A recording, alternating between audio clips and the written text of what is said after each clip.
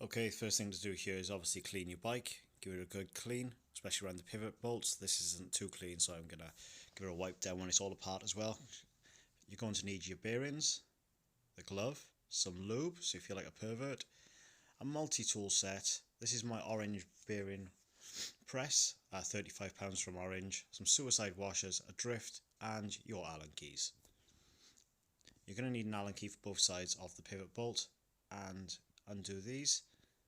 One goes in each side, and you just undo counterclockwise. Okay, that's what it looks like with the bolts removed, and next thing we're going to do is take our drift and we're going to put that through the centre and just knock it out. Now this is the part that people get seized because they've put it back into the bike unlubed, so when we do change this over, make sure the middle part of this is lubed carefully. Okay, just a quick look at what that looks like when it comes out the other side, just so it's no stranger to you. Okay, now this is off, I'm just going to show you the condition on the pivots. You can see they're absolutely covered in gunk and grease now. My hands are greasy.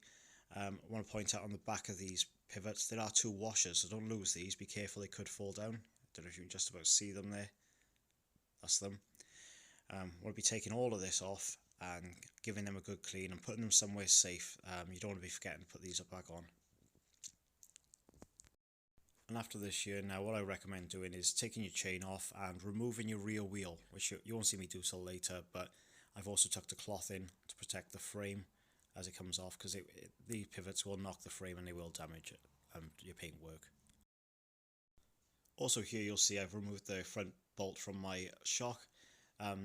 That means I can move the pivot around, better access. I'm also going to pull those cables through the frame a bit, which means the swing arm can move forward and backwards once the tyre is removed as well. Okay, so let's have a look at the actual bearing tool itself. This is the extraction part of the bearing tool. It goes in the back of the pivot, not in the front, but I'm just going to put it in the front to show you how it fits into the centre of the bearing. Just there. And that will go in from the other side.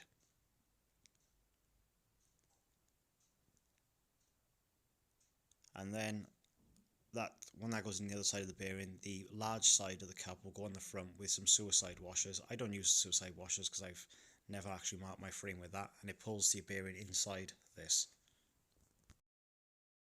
And a quick clip here with the wheel removed. You can see now the swing arm's light and able to be moved around easily. Okay, so the tool's screwed into the back with a little arm and the extractor on the front. We use my Allen key set, put it in the front. Now look how little force that takes just to turn the bearing out. That's how easy it is with the bearing tool, and how much easier is that than using a socket set and a rubber hammer and trying to lump it out yourself. Okay, now you have it with the bearings out, and you can see just how grubby your bike is even when you think it's clean. Look inside there. Filthy.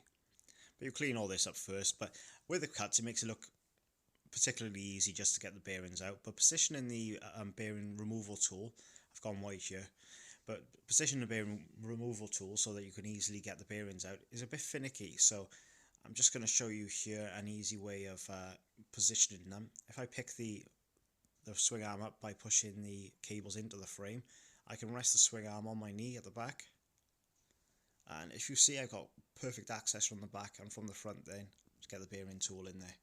Just a little tip.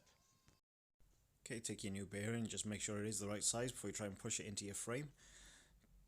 Not a bad little tip. Safety first. Goes into your frame like this, and there's two different tools there for pressing it into your frame. They both fit into the grooves on the inside of the bearing, and they'll push it level. Now the one with the thread on it, see this threaded one here, which I'm going to put on the front just to show you it fits in the frame. And the threaded one, the big one, always goes on the back. So when you put the screw through from the front, it's pulling the bearing into the frame.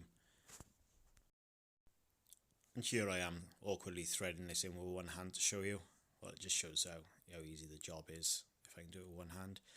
When you first screw it in, it won't line up, so just make sure it's all pressed in. Pull the bolt towards you a little bit, and it helps sink the rear part into the groove for the bearing. Get that down snug, and all you're going to be doing now is attaching your bar to the back and the Allen keys to the front, and tightening all the way up. You can't really over tighten it, it just goes metal against metal with this part. The two bearing parts press against each other until they stop, and that's as far as you can go.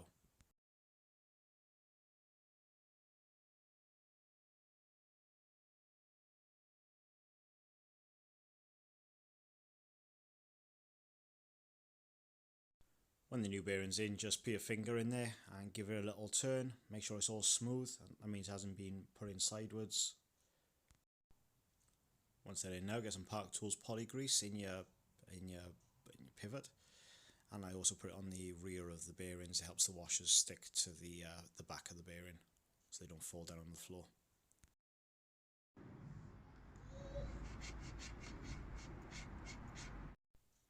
So the washers from earlier here, we want to get these stuck on the back of the pivot bolts. If you put them on like that, they'll fall off.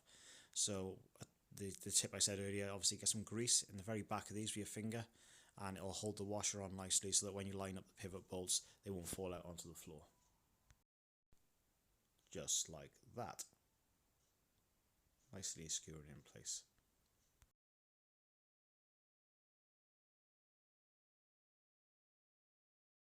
And the very last thing you're going to do now before you put the caps on and the nuts is fill the outside of that grease.